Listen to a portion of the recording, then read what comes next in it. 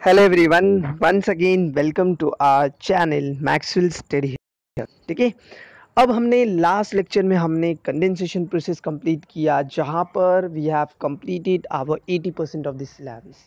ठीक है, 80% of the chapter. ठीक है, अब जो 20% रह गया है वो है regarding the clouds and the types of cloud. ठीक है, तो आज हम पढ़ेंगे क्लाउड्स के बारे में और उनकी टाइप्स के बारे में, what actually cloud is and what are the types of the cloud. Okay, so start करते हैं क्लाउड्स के बारे में।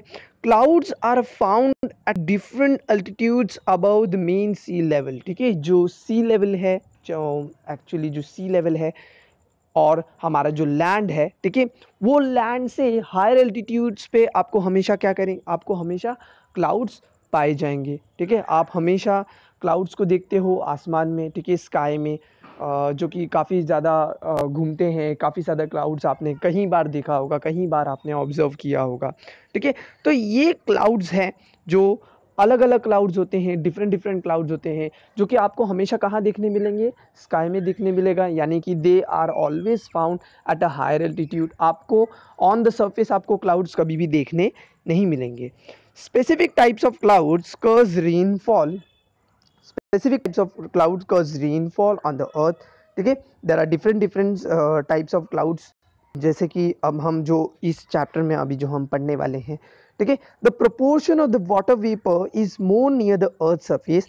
Has we go higher away from the sea level the amount of vapour decreases. ठीक है, यहाँ पर वेपर्स के बारे में बताया है, क्लाउड्स के अंदर वेपर्स के बारे में बताया है कि अर्थ सरफेस के अगर आप नज़दीक हो, ठीक है, जितने भी अर्थ सरफेस से नज़दीक जो क्लाउड्स हैं, वो पर्टिकुलर क्लाउड्स में वेपर्स काफ़ी ज़्यादा होते हैं, गैसेस काफ़ी ज़्यादा होते हैं, water vapour. Why? Because of the process of evaporation which we have already learn.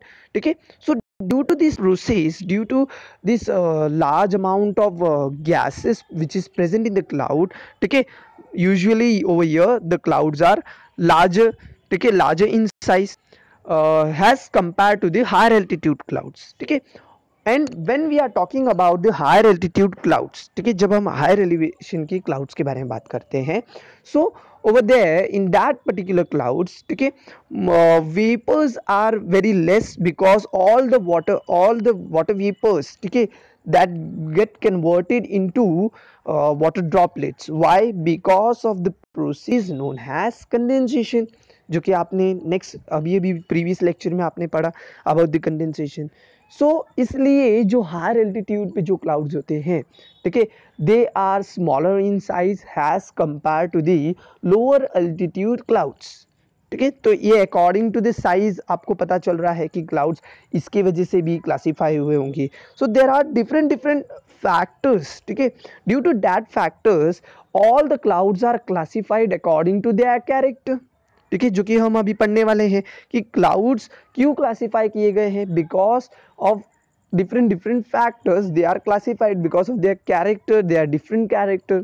ठीक है, जो कि अभी जैसे हमने ये जो एक फैक्टर पढ़ा वाटर वेपर, जितने भी इन्वायरमेंट से क्लोजर हैं, अर्थ सरफेस से क्लोजर हैं, उनके अंदर वाटर वेपर ज़्यादा होता है, सो वो लार्जर इन साइज होते हैं। और जो कंडेंसेशन प्रोसेस हुए हुए जो हायर एल्टीट्यूड पे होते हैं, वहाँ वेपर्स कम होते हैं, सो दैट्स वाई वो जो क्लाउड्स पर्टिकुलर क्लाउड्स होते हैं वो स्मॉलर इन साइज होते हैं। ये क्लासिफिकेशन हुआ। Hence, the clouds at lower altitudes are larger in size, while the clouds at higher altitudes are smaller. Which we have now, just now we have discussed about it. Okay, you can see over here there is a chart, ठीक है, जहाँ पर classification of clouds बताया है। ठीक है, general उनके altitudes बताए हैं कि कौन से क्लाउड्स कौन से पर्टिकुलर आपको एलिवेशंस पे मिलेंगे, एल्टीट्यूड्स पे मिलेंगे। तो सिरकस है, ठीक है, सिरोस्ट्रेटस है, सिरोक्यूमुलस है, जो कि 7,000 टू 14,000 मीटर्स हायर एल्टीट्यूड पे ये क्लाउड्स पाए जाते हैं। ठीक है, देन एल्टोस्ट्रेटस है, एल्टोक्यूमुलस है, which are found in 2000 between 2000 to 7,000, ठीक है, meters higher alti above the sky, ठीक है, इन द स्काई। सो ये सारे चार्ट्स हैं जो आपको याद रखने हैं, because it's very very important for exam point of view. They might be ask you in multiple choice question in fill in the blanks, ठीक है, जहाँ पर आप लोगों से ये सारे क्वेश्चंस पूछे जा सकते हैं। ठीक है, सो आगे बढ़ते हैं कि क्लाउड्स के बारे में और कैसे क्लासिफिकेशंस जो हैं। Clouds are divided into 3 types. ठीक है, तो बेसिकली क्लाउड्स जो हैं उनको 3 क्लासिफिकेशन में डिवाइड किया गया है, 3 कैरेक्टरिस्टिक्स में डिवाइड किया गया है। One is the lower clouds, one is the medium cloud and another one is higher clouds. ठीक है, 3 क्लाउड्स, 3 क्लासिफिकेशंस किए हैं अकॉर्डिंग टू देयर अल्टीट्यूड्स। ठीक है, clouds are classified according to their altitudes. ठीक है, अलग अलग एलिवेशंस पे पाए जाते हैं, तो इसलिए अलग अलग एलिवेशंस के अकॉर्डिंगली क्लासीफाई किया गया है। रिपीट करता हूँ मैं, वन इज़ लोअर, ठीक है, lower clouds, one is the medium cloud and another one is the higher clouds. You can see over here image में आप देख सकते हो हायर क्लाउड्स जो है वो कैसे दिख रहे हैं। You can see the medium cloud, even you can see the lower clouds. ठीक है, so let's study the all the 3 characters of the clouds, high clouds, medium clouds and low clouds in detail. Okay, so high clouds, these clouds are mainly made up of ice particles. They can be classified into cirrus, cirrocumulus and cirrostratus. ठीक है, ये types of clouds है जिनके बारे में बताया है। ठीक है, ये mainly ice particles because of the higher altitude, because of the high elevation. ठीक है, ये फ्रीजिंग टेम्परेचर होने की वजह से यहाँ पर सब्लिमेशन हो जाता है। जैसे हमने अभी प्रोसेस पढ़ा इससे प्रीवियस क्लास में कि there are 3 main important process which are involved. ठीक है, while we are talking about the clouds and precipitation, what are they? Evaporation, condensation and sublimation. So in the higher clouds sublimation process take place due to freezing temperature. हमेशा याद रखना है sublimation कब होगा, जब freezing temperature होगा। Condensation कब होगा, जब कूलर टेम्परेचर होगा। ठीक है, एंड इवापोरेशन कब होगा, जब हायर टेम्परेचर होगा। ठीक है, सो हाई क्लाउड्स में आइस पार्टिकल्स मिलते हैं because of the freezing temperature. ठीक है, इसलिए क्या होता है कि gases directly converts into ice, है ना।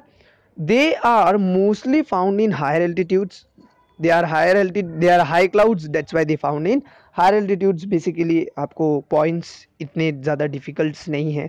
ठीक है, they are mostly found in altitudes approximately 7,000 to 14,000 millimeter। ठीक है, mm।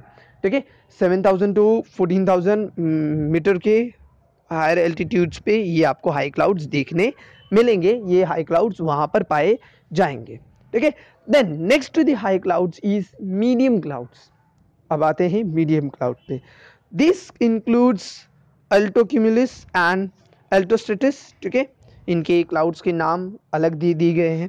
ठीक है, they are mostly white in colour and have a grey shade. Mostly जो मीडियम क्लाउड्स होते हैं, ऑल द मीडियम क्लाउड्स, ठीक है, which are present between 2,000 to 7,000 mm altitudes, they are gray in color। ठीक है, grayish and gray shade color, white in color। ठीक है, they are mostly found in medium altitudes because that's why they are classified into medium clouds। they are mostly found in altitude approximately 2,000 to 7,000 mm। ठीक है, as simple as that। then next to the medium clouds is low cloud। now what is low cloud? ठीक है, this includes stratocumulus, nimbus stratus।